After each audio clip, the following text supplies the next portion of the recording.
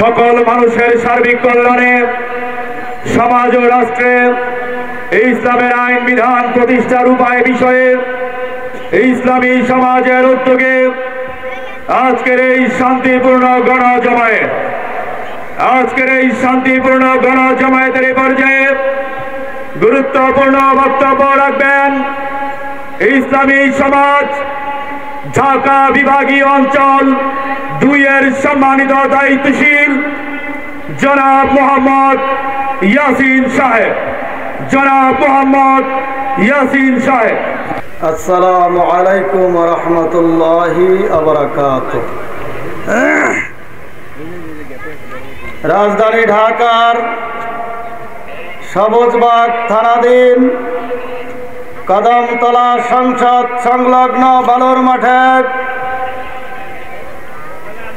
সকল মানুষের সার্বিক কল্যাণে সমাজ ও রাষ্ট্রে ইসলামের আইন বিধান প্রতিষ্ঠার উপায় বিষয়ে আজকের এই গণজমায়েতে যারা বিভিন্ন এলাকা থেকে কষ্ট করে এসেছেন, আল্লাহ আপনাদের দুনিয়া আখিরাতের কল্যাণ দান করুক। সম্মানিত ভাই ও বোনেরা, আমরা সৃষ্টির যেদিকেই তাকাই সেদিকেই দেখতে পাই সব জায়গায় চলছে আল্লাহর বিধান। চন্দ্র কার আইন মানে, সূর্য কার আইন মানে, এই বাতাস গাছপালা তরুলতা সব কিছু কার বিধান মানে। এই জন্যই আল্লাহ বলেছেন আলা লাহুল খালকু ওয়াল আমরু, সাবধান সৃষ্টি যার, আইন চলবে তার। তাহলে আমরা দেখছি আল্লাহর সৃষ্টি সব জায়গায় চলছে আল্লাহর আইন, যার কারণে সব জায়গায় শান্তি। আর মানুষের এই সমাজ এবং রাষ্ট্রে এখানে চলছে মানুষের আইন।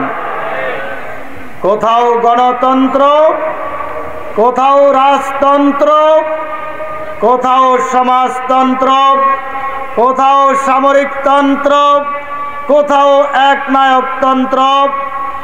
এইভাবে বিশ্বের প্রতিটি রাষ্ট্রেই মানব রচিত ব্যবস্থা, মানুষের মন গড়া সংবিধান দিয়ে রাষ্ট্র চলছে। আমাদের এই প্রাণপ্রিয় মাতৃভূমি বাংলাদেশ, যেই দেশে শতকরা 92 জন লোক নিজেদেরকে মুসলিম পরিচয় দেয়, যেই দেশে লক্ষ লক্ষ মসজিদ, যেই দেশে লক্ষ লক্ষ মাদ্রাসা, যেই দেশে আলেম ওলামা পীর মাশায়েখের কোনো অভাব নাই, এই দেশে কি আল্লাহ প্রদত্ত জীবন ব্যবস্থা ইসলাম প্রতিষ্ঠিত আছে? আমাদের এই রাষ্ট্র কি কোরআন সংবিধান দিয়ে চলছে? এই রাষ্ট্র যারা পরিচালনা করছে স্বাধীনতার পর থেকে অদ্যাবধি পর্যন্ত, তারা কি আল্লাহর সার্বভৌমত্বের ভিত্তিতে আল্লাহর দেওয়া সংবিধান কোরআন দিয়ে কেউ রাষ্ট্র গঠন এবং পরিচালনা করেছে? করে নাই। এই দেশের ছাত্র জনতা আন্দোলন করে যে স্বৈরাচারী সরকারের পতন ঘটিয়েছিল, এই আশায় যে এই দেশটি হয়তো ইসলামের ভিত্তিতে চলবে, কিন্তু আমরা দেখছি সেই স্বৈরাচারী সরকার যেই গণতন্ত্র দিয়ে রাষ্ট্র পরিচালনা করেছিল, বর্তমান এই অন্তর্বর্তীকালীন সরকারও সেই গণতন্ত্র দিয়ে রাষ্ট্র পরিচালনা করছে। সেই স্বৈরাচারী সরকার যেই সংবিধান দিয়ে রাষ্ট্র পরিচালনা করেছিল, বর্তমান অন্তর্বর্তীকালীন সরকারও সেই সংবিধান দিয়ে রাষ্ট্র পরিচালনা করছে। তারা ইসলামের ভিত্তিতে কোরআন সংবিধান দিয়ে রাষ্ট্র পরিচালনা করছে না। তাহলে নেতার পরিবর্তন হলো, কিন্তু নীতির কোনো পরিবর্তন হলো না। ওই পূর্বের সেই নীতি দিয়েই রাষ্ট্র চলছে।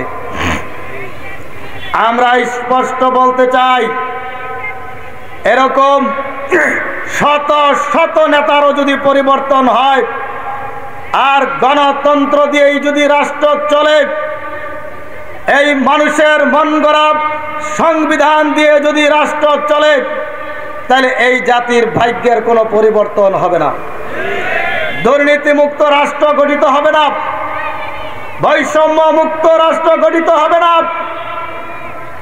সুশাসন ন্যায় বিচার প্রতিষ্ঠিত হবে না। তাহলে সমাজ ও রাষ্ট্রে যখন ইসলাম প্রতিষ্ঠিত হবে, তখনই দুর্নীতিমুক্ত রাষ্ট্র গঠিত হবে, বৈষম্য মুক্ত রাষ্ট্র গঠিত হবে। এখন সমাজ ও রাষ্ট্রে ইসলাম প্রতিষ্ঠা কিভাবে হবে? আমাদের দেশে ইসলাম প্রতিষ্ঠার কথা বলে এরকম অনেক ইসলামী দলে তো আছে নাকি, তারা ইসলাম প্রতিষ্ঠা করতে চায়।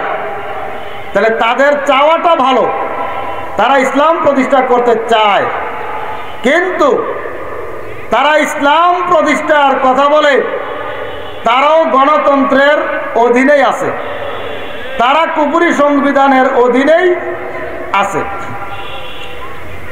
এখন আমার প্রশ্ন সেই ইসলামী দলের নেতা কর্মীদের প্রতি, যে আপনারা যদি সত্যিকার অর্থেই ইসলাম প্রতিষ্ঠা করতে চান, তাহলে গণতন্ত্র মানার কোনো সুযোগ নাই। ইসলাম আর গণতন্ত্র পরস্পর বিপরীত ও বিরোধী ব্যবস্থা।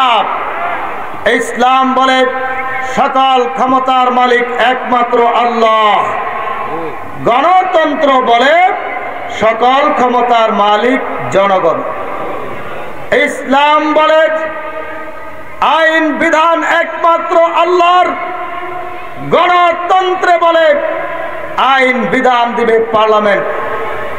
ইসলাম বলে শাসন কর্তৃত্ব হবে একমাত্র আল্লাহর, গণতন্ত্রে বলে শাসন কর্তৃত্ব হবে মন্ত্রী পরিষদের।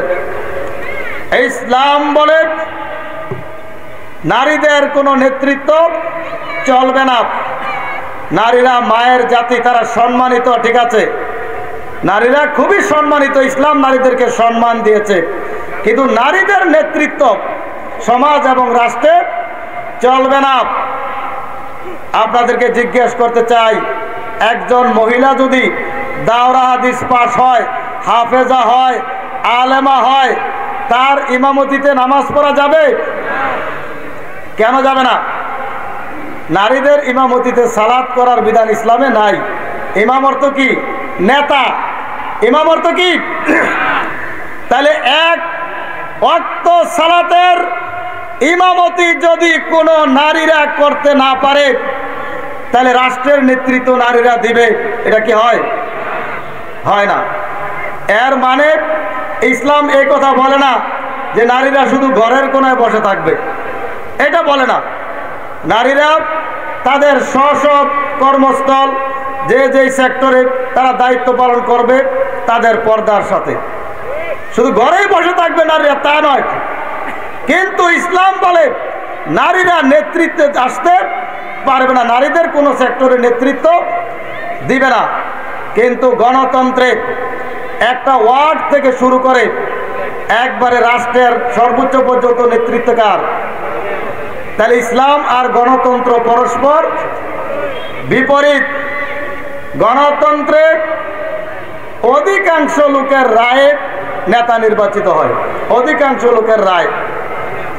আর আল্লাহ বলেন ওয়াইন তুতিউ আকসারা মান ফিল আরদি ইউদিল্লুকা আন সাবিলিল্লাহ, তোমরা যদি অধিকাংশ লোকের পথ অনুসরণ করো তাহলে আল্লাহর পথ থেকে তোমরা বিচ্যুত হয়ে যাবে।